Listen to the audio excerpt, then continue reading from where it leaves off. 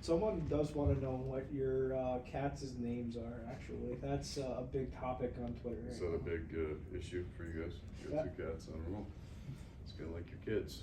You can't be giving out names. Next thing you know, people prowling around your front looking at your cats. So no social media posts with the cats? No, they're not allowed to do any interviews. Can we talk about that later? Mm-hmm. Okay. Exclusive. Just real quick, I know you don't deal with the goalies exclusive, but Sergei Bobrovsky isn't used to having this kind of time off between games. But after playing last year, he was. Mm-hmm. Do you think that can help? I mean, get the rest he needs after playing 5 straight high intensity games? Yeah. Sergei's got a plan for just about everything, right? He's got a certain number of days he likes to stack together, and then he can double it. You worry more when you have extended time off, the guys who don't have a plan, they just kind of float around and they do whatever they feel like it. That's not true. That we don't allow them. The guys who don't have a defined plan for themselves, they have a harder time with more time off. They just want to play every second day. It's all about rhythm, and it is. But we're all dealing with the same. You're always dealing with some challenge, and that's all it is. So you might have a goalie that's just run 7 straight high intensity overtime games, and you go, where does he get the energy for the next one? But the advantage is he's in some sort of a rhythm, so he just keeps going. The rest is good, but we got to get back into a rhythm. That'll happen as soon as the puck drops. It'll start. So everybody has their challenge. Sergei has a tremendous history of what do I do with 3 days? What do I do with 4 days? Well, he's got a plan. Right, but he didn't necessarily know how many. Maybe you're playing Saturday now. Yeah, it's Monday. I think he's 100% good with it. So what he's good at is he knows when to push on certain drills and be really dialed in. And then the advantage of having 3 goalies is that he can pull out of certain drills when he's had enough. And he's a veteran guy. He doesn't need a lot of help with what he should be doing.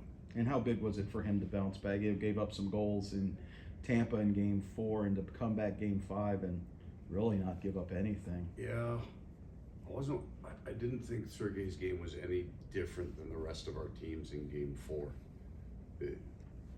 We played a game that created an environment that Sergei saw different kinds of shots that he'd been seeing, and that's a challenge for a goalie when it's all brand new. It's off the rush, it's out from distance, it's screened. So I didn't really think about Sergei after Game 4 that was an issue, or we were right there. We were off a bit. It's still a 1-goal game going into the 3rd, and I didn't like our first. I liked our second, so we were fine. Sticking on the goalies, Spencer Knight being up here, obviously I know he's in number 3 role, but for him to be up here after what he went through last year, being with Charlotte this whole year, just what does it mean to have him here and for him to be around the guys as you guys continue to push? It's a great environment for him to come in because he can interact with his teammates, and that's what these guys are. They were teammates with him. In a more casual environment because he's not under the pressure of going into the net the next night. So it's a great way for him to kind of come back in. It's also good, we can tailor now how heavy his days are. So he's gonna get out with shooters and get really worked hard on certain days, which will be great for him. And it'll also allow us to do things with Anthony and Sergei. So it's a great environment for him to come into. And he's never been here. You got to unwrap this place for him. The new barn, yeah, pretty exciting. Kind of keeping with the same theme, I mean, how much does Sergei help the other goaltenders, help keep them ready and stuff? Well, I think over the course of the years, that's a veteran player's impact on younger players, even though Anthony is not. But these guys will learn more from the players they sit beside than from the coaches, right? Especially when you get a veteran guy like Sergei. So they will all pick up little things from him. He's tried everything, right? He's been in the league so long. He's played on teams that were strong. He's played on weak teams. He's experienced the spectrum of things a goaltender can go through. And it'd be like Barkov's influence, Forsling's influence, Reinhardt, these guys on the fitness level of our team. The new guys come in, they see the A guy doing that, they fall in. And then going back to Spencer Knight and just the minor league system as a whole, what does it do for the guys down there when they all go through those long playoff runs together in the AHL, ECHL? Yeah, really happy that they made it because they had to scratch and claw and they got into a series, so that was important for us. And then they get to come up, see the new facility, work out here, kind of have two separate teams going concurrently. So they get to be around it a little bit, and then we do get a chance to, especially for younger players, improve their fitness early, which is, they get a really good foundation, and hopefully this runs a while, we can get them in great shape, and then their summer they have a far higher jump off point. I don't know if As you've you guys noticed. await your next round opponent, is it more of an angst, or you guys are patiently waiting to see who you guys play? I think the players are fine. I think the coaches are waiting to do some work. So we're basically prepping for two teams now, but we're not coming in and giving it to the hockey team. So we're grinding a whole bunch of video that we're never ever going to use, and that's fine. It's got to get done. So the coaches are probably more anxious and watching video is only so much fun, right? You can only have so much fun doing that.